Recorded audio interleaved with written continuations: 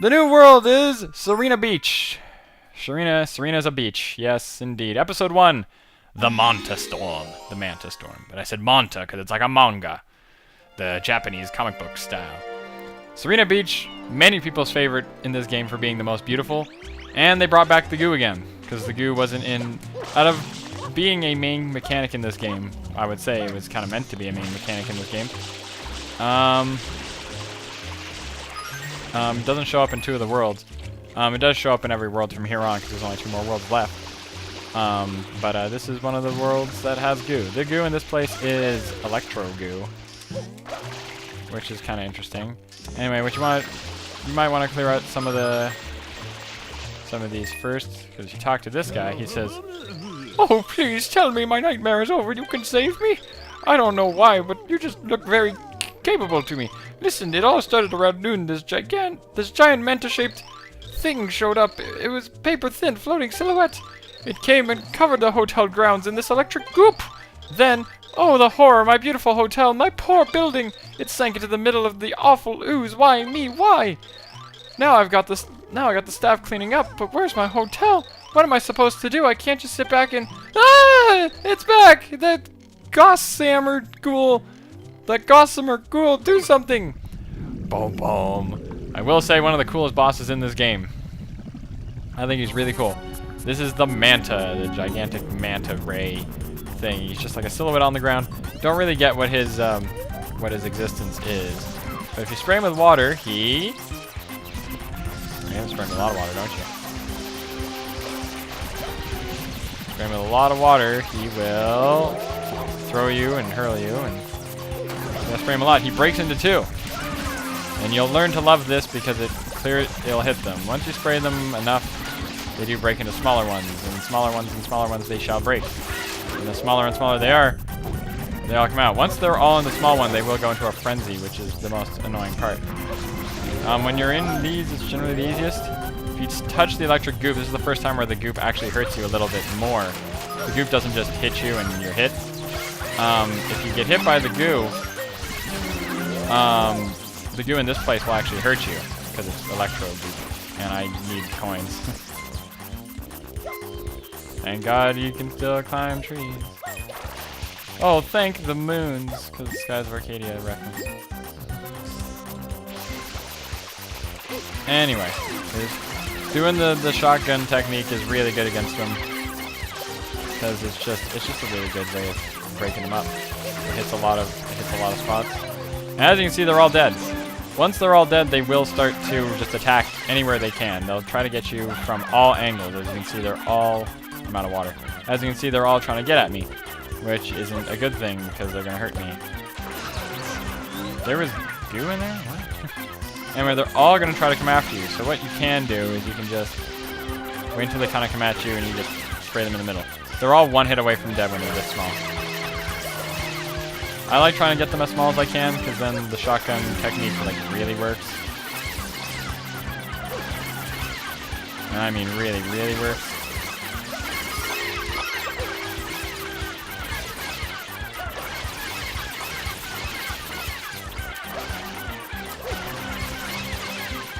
And we're just gonna shotgun. Shotgun the heart, and you're to blame cause flood is stupid. That's a bad name. Speaking of stupid, I remember we had reading buddies in elementary school, and it was just like a way for kids to realize they can get along with other kids even though they're younger than you. I don't know. I didn't get it exactly. But anyway, I remember one time I had this one kid, and he was a cool kid. We got along, and it was cool, whatever. But what had happened was we were doing our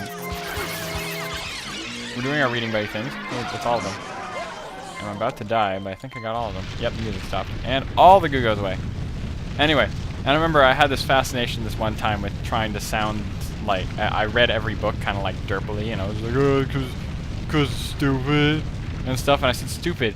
And I was only in grade 5. The teacher, not the teacher, the kid goes to the teacher and says, he said stupid, and I'm like, that's pretty far from a bad word. And now it's like in grade 5. Anyway, I get this shin splint. We got it.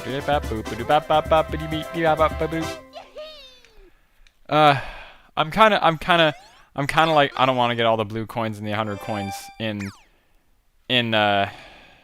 what's it? In Noki Bay. But I gotta do it eventually. Why? Because I gotta do eventually. Anyway, back into Serena Beach. Back into Serena Beach. We got stuff to do.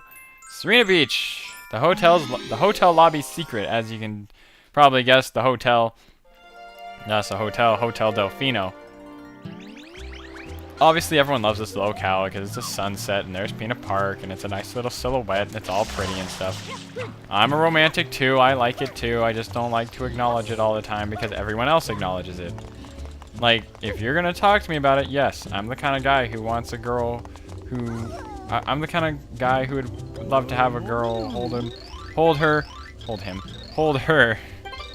on the beach as the sun sets and, you know... Even think of the movie thing, the camera would be down and we'd be silhouetted and it'd be all cute and stuff. Yes, I can be sweet and I'm going to be sweet like that. You know what always bothers me though? And this is gonna like completely ruin everything. When people say, and I'm probably gonna get this now, when people are all like, man, this guy's so sweet, look at him, he's so sweet, and stuff. And I'm like, you know, I'm not trying to join in just because you said he's sweet, but I mean, I've thought of many of the things that he says too, and I've said them many a time. Why is it all of a sudden that you're gonna mention that this guy's really sweet when I'm just as sweet, I guess? I'm not trying to like be a brag or anything, but it's just kind of like, you know, I love to take care of women too and stuff. I want to treat them right and stuff and all that fun stuff, but you never acknowledge me for that. I hate girls who like prejudge people, and they might not even have any arguments for it. They're just like, oh well, I think you're not gonna do that and stuff. I'm like, I seriously am not that type of person. I'm all, you know, like, sure, maybe I'm okay with like sex before marriage and stuff, but only if like you're really sure you want to do it. I'm not saying like, yeah, just, you know, just any girl, just, yeah. I've had a phase when I was like that, yes, but anyways, you come up here and you get to the booze mouth and you go in and there's a secret. And Shadowmire comes, takes a flood again. Oh, this one. Oh, this one. This one. Oh, geez, this one. Okay. Anyway, but yeah, to continue with my thoughts, I don't know, it just kind of... I'm that kind of guy. There was the other day when I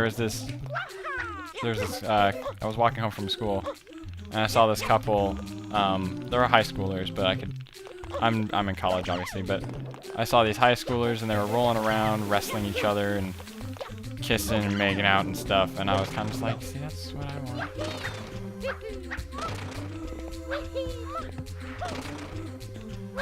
And yeah, and I even kind of posted about it on Twitter, and a lot of us were just kind of like, yeah, I wish I had that too. Because I am a romantic guy. I don't understand why people think like, oh, you're just a player, you're not, you know. I remember I've got that a couple of times from some people. I'm honestly not that type of person. I think I can just come all the way over to this one, can I? Watermelon, watermelon. And you get a 1-up for that. And you land on here and this starts moving. It's not particularly hard though, because you know which way it is moving, and if you just leave it at this angle, you can tell what angle it's at.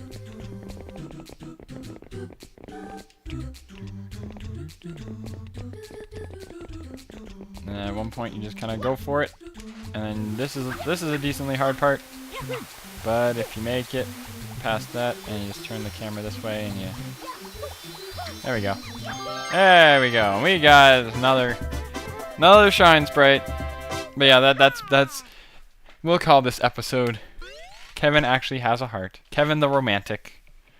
Because I'm all for that, and I'm not necessarily like a big buff macho kind of guy you would expect to see in those like films and stuff, Casablanca, etc. But I would love to have something like that. I feel that relationships are built on on the moments you guys share. It's not based on what someone says. It's based on the perseverance. You know what I mean? It's based on, I feel what makes a relationship really good is when you guys, you need to fight here and there. You need to show dedication. You need to show that after everything you guys have been through, you still want to be with that person. Sure, maybe you had fights. Sure, maybe you had fights. Sure, maybe you had to risk everything just to spend time with them.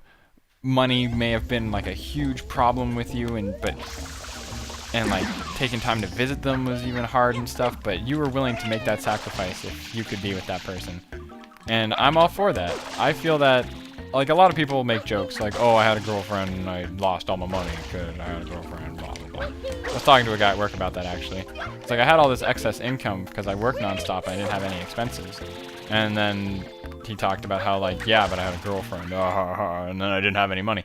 I honestly don't care. I admit, if you're just, like, all gifts, and you're just like, oh, yeah, here's $1 million. Here's a wedding ring, here's everything. Not a wedding ring, but you know what I mean. Here's a diamond necklace, here's something that I know you wanted, here's everything. If it's like that's not what I mean. I mean, let's say she moves away, and it'd be like, oh, it'd be so hard for us to spend time together because now she lives on the other side of the country or the other side of town or something, and now if you really wanted to stay together, you would obviously have to make loads of time and like get on a plane and stuff to visit her.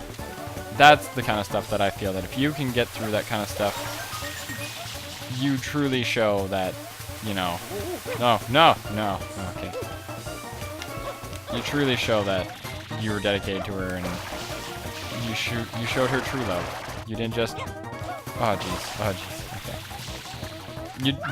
That's truly showing dedication to someone that you love. I feel that gift giving, yeah, you should do it, obviously, because if you don't give them gifts, you know, they're never gonna... If you don't give them gifts, like, how do they know they're appreciated and stuff? So I feel like, yeah, gifts are important. But you know what I mean? I feel like, whoa, jeez, okay. Anyway, but you know what I mean? I feel like if you just give them gifts every chance you get, it shows that you care about them and you think about them, but, oh, jeez. But to me, it comes off really like... okay, you know, it's not about the gift. She'll love you if you don't give, even if you didn't get her all of this stuff. Yeah, get her some stuff, because I mean, she needs some stuff. Because I feel like if you never gave her gifts, it's like you never appreciate her or anything. But I mean, jeez, I missed a red coin. Shoot. I don't even know where I missed it. Whatever. But you know what I mean? I feel that is what makes a relationship. I feel that you also shouldn't be the kind of guy who does nothing but pay for everything. I know, like, a really good relationship is one where you will take turns paying for things, like dinner and stuff. It's not just like every single time you go out he pays for it, because then I feel like whether she's nice or not, whether the girl is nice or not, and like is aware of it, she'll understand that it's kind of like she kind of becomes dependent on you in a way, whether that's actually true or not. And even if she's like nice enough to kind of be like, oh well, I mean, you don't have to. Whether she's gonna be nice enough to stop you from doing it so that, you know, you don't use her. It's one of those things where you really gotta, like, I've seen a lot of couples where the girl actually started like told the guy like, oh, can you go check out that store real quick, and then quickly bought something just because the boyfriend kept buying everything for her. She just kind of said like, okay dude, can you go check out that, and quickly paid for something because she just didn't want him to do that, to keep buying her everything. Because they'll start to feel like, and even you can even connotate it in some way that by doing that you kind of feel that they can't get their own things. I understand that women are kind of the ones that all the men have to work towards, and I understand that, and I have no problem with that. I'm not gonna say like, oh no, I'm not gonna work for my woman. She should respect me too, which she should. She like, I wouldn't give someone all these gifts if she didn't give at least some of the gifts back, if you know what I mean. Like if I was to give someone a gift, someone I really loved the gift, if she didn't return it, that's like obviously like an instant sign that maybe she doesn't care for you. Like. But yeah, that's me talking about love stuff, and love is a lot of things. It's all give and take. I feel that if relationships where the guy just buys her gifts and gifts and gifts, and she tries to repay him, but it's no way equal, it's kind of like, eh. But, you know, don't listen to my advice and just be like, oh, well, my relationship's not like that. You're an asshole, because now I feel like it's not real or something. You can still have a relationship where he just buys you gifts and stuff if you totally accept it and you cherish every gift he gives you, even though he gives you nothing but gifts all the time. Go for it, women. You have a great time with your man. I don't care. I can't talk from their side. Maybe I've just dug myself a hole. I don't know. We're going to end the episode here, though, and I talked about loads of stuff. But next time on Super Mario Sunshine, we are going to continue on doing missions at Serena Beach. I'll see you guys all next time.